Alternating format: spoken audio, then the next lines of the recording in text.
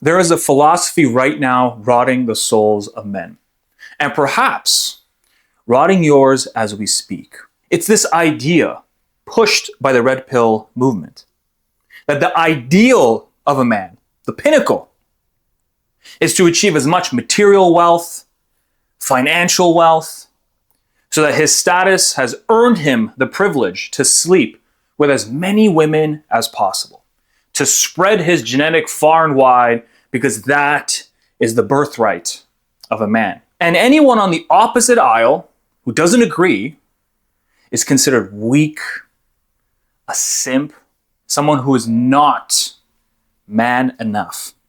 But today I want to actually break that illusion, because the alternative that I want to provide is going to require more courage than what any red pill advice can offer. Let's begin with the bitter mask.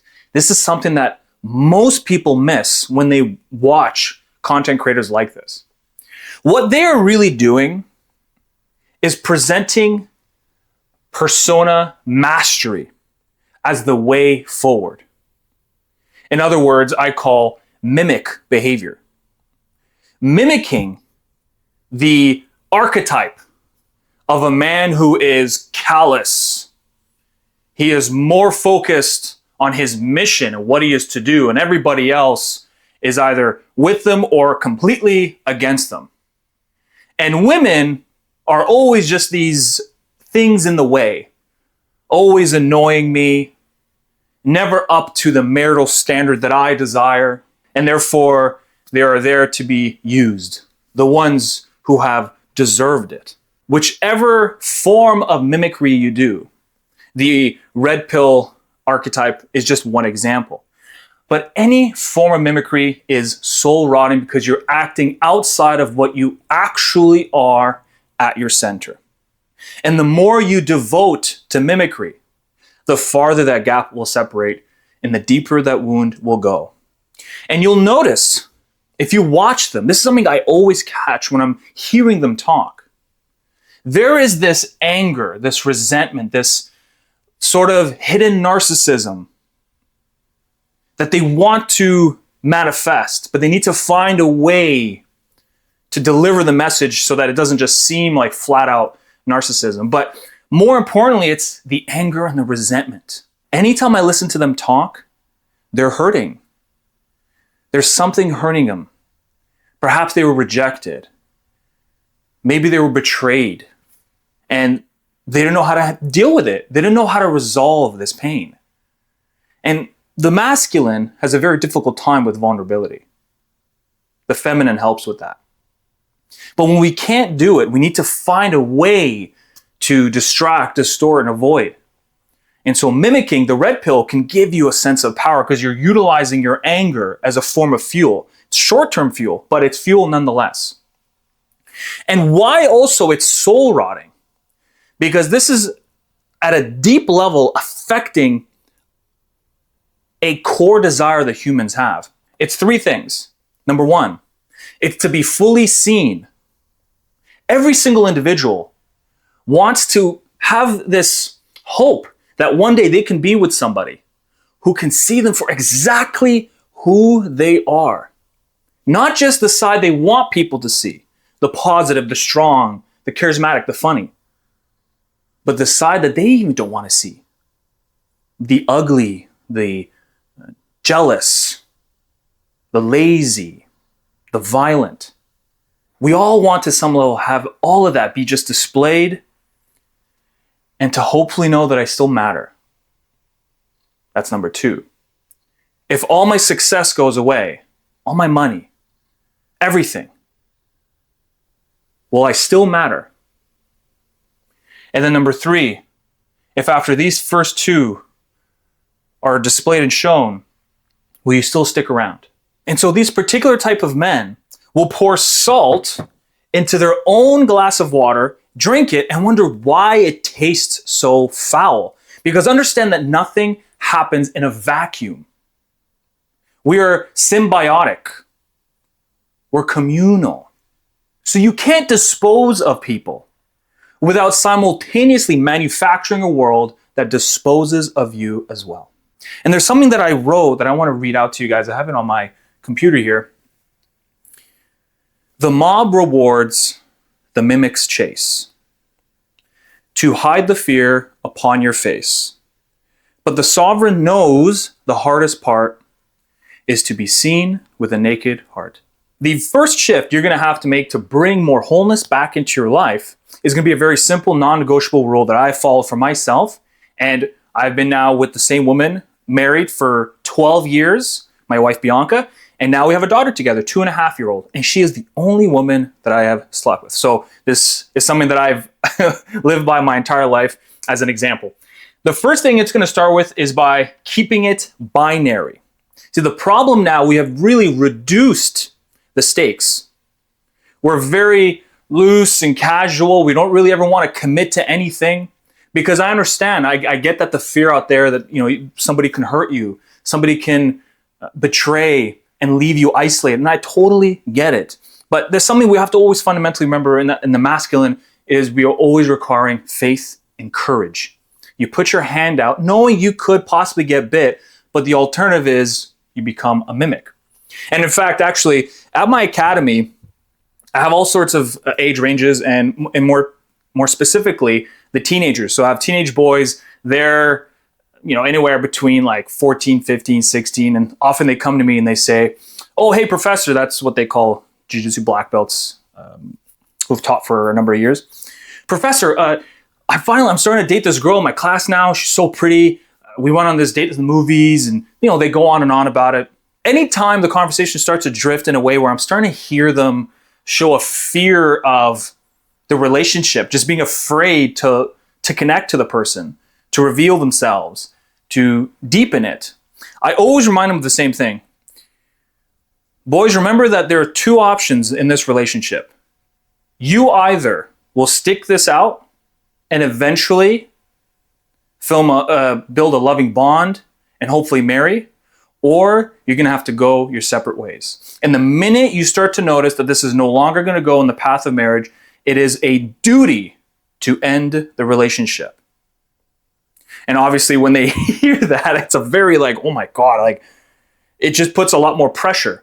But that is exactly what you need. Because remember that the core desire you want, which is you want to be fully seen, you want to know that you matter, and you want to know they'll stick around once you've revealed yourself, is exactly what you want, but it's also the same thing that the person in front of you wants. Think about the experience from a woman's intuition.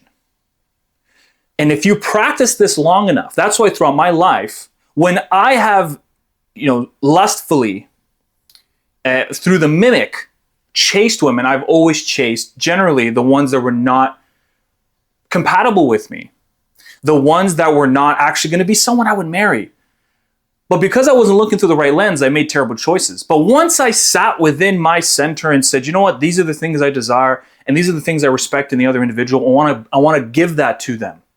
You emit something, and that attracts. It really, truly does. You're going to attract the right woman. Would it be all of a sudden, all the time, everywhere? No, it won't. But the power of the masculine is that once it comes up, you pick. You pick and you stay. Now, what this is going to do is it's going to bring an experience not had by many. How many people in the modern world can truly say that they've met someone that wasn't always just half in, half out, 1 foot out the door constantly? We have made people paranoid. Everyone's anxious, not sure that if they, say the wrong thing or don't look the part or don't have a particular bank balance, that all of a sudden they're not worthy of their presence and they're going to leave from both sides. And so you can be that difference. For me, what inspired me was the idea that I can do that for somebody. Now, I'm so excited to show you the second half of my approach because most men think that finding the woman and marrying them that's it. That's the end of it. And then the rest of marriage is the ball and chain, all these annoying, frustrating jokes about marriage that do not do any service. By the way, on a side note, gentlemen, do not talk shit about your wife to other men around you. It doesn't come off good. It's just signaling that you're in a bad marriage, that maybe you should deal with this with her rather than just sitting here and talking smack with the guys. especially if you're the one that does it regularly. It's not good. I really don't recommend you do that. But they think that's when it's over. But in fact, the real magic is the second half. What is the divine purpose of any marriage? Not the surface level, but a very important utility of a marriage. Two of you taking on the world. Each person has their own responsibilities, then shared responsibilities. Who's going to drive the kids to school? Who's going to fix X, Y, and Z? All those things are very important. But all of those without the foundation will crumble. Guaranteed. And the divine purpose of a marriage is to reveal. Marry to reveal yourself. It's a spiritual invitation to drop the act and face the truth about who you are. It is a road to integration. Now, you can go through shadow work on your own, and you can do a lot of work for sure. But having a loving, divine relationship will only further deepen and expand simultaneously your integration, your ability to see more of yourself, to have someone, a soundboard that you communicate with about these challenges you're going through. And they can point out your blind spots.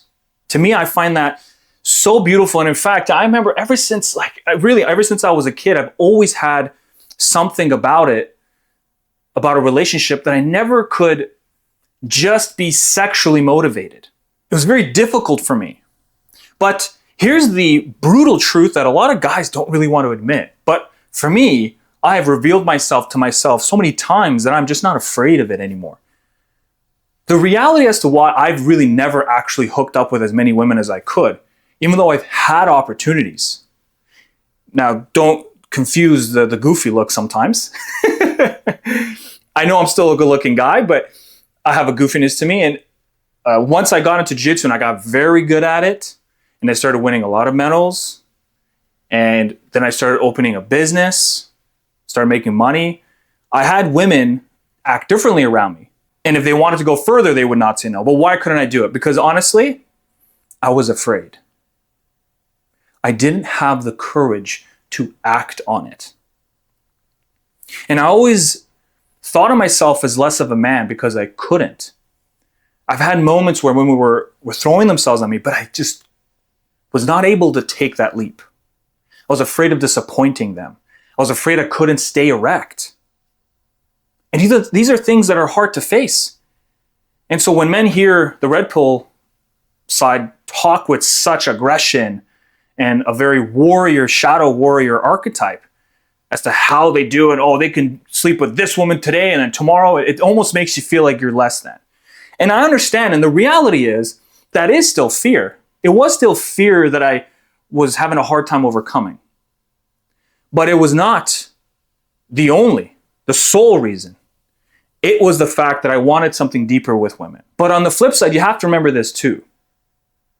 The ones who purport these philosophies, the red pill approach, is also afraid.